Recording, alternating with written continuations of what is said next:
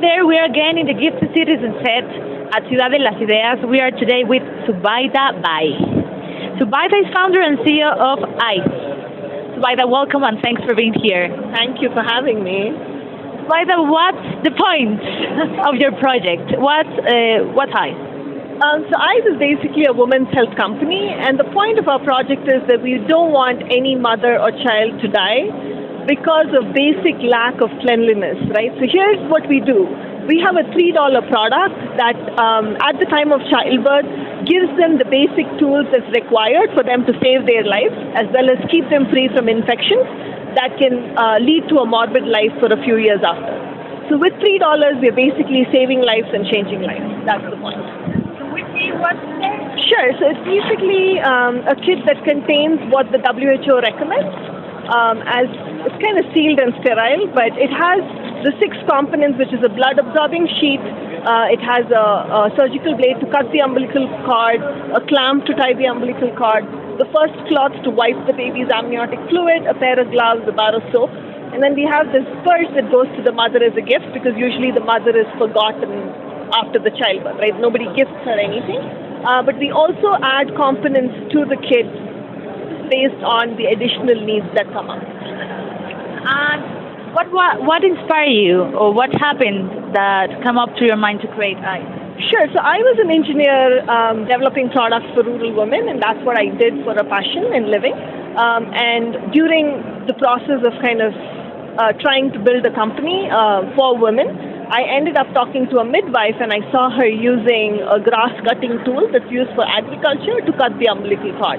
And that kind of threw me aback, because we were living, and this was way back in 2010 when we had kind of high-tech facilities for a child to give birth, and we were still using these ancient tools to deliver the kids.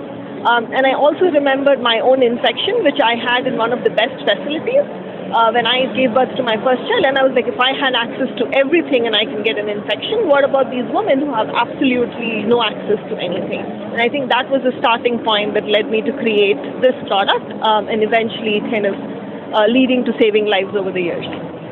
You were talking about passion. What is your passion? How do you find passion in your life? I think for me, passion in my life comes from the fact that I'm able to help women, because as a woman having grown up in a developing world, I've always seen the need for women to have freedom and the women to have a voice. And when I got my education and got into a professional life, it was important for me to give back to other women. And I think for me, the passion comes from the fact that I really, in my everyday life, I'm kind of doing the same thing that I believe and I really want to do. How many women have you impacted so far with Ayzh? So over the last 3 years, we've had about 200,000 kits sold, which means that we've impacted about 400,000 lives, which is the mother and the baby. Plus, we also look at the family members impacted. So we're looking at 4 additional family members. So we're looking at pretty close to 800,000 people having been impacted with our product over the last 3 years. What has been, Zubaida, your biggest challenge? I think my biggest challenge has been the fact that women don't have a voice, the fact that women walk into a dirty labor room or see something that is not appropriate for them and don't have a voice to ask, because they think what they see is normal and that they don't know anything better. And I think that's been the biggest challenge of creating the ecosystem of awareness of the basic of basic things. And the last question is, what's the point of happiness? I think the point of happiness is self-fulfillment. If you don't have happiness, the whole reason of existence goes away. And so happiness is basically us having this conversation. Happiness is just being present where you are. So I think the point of happiness ties into your basic being, and living. Thank you very much, Zubaida. Thank you so much, dear.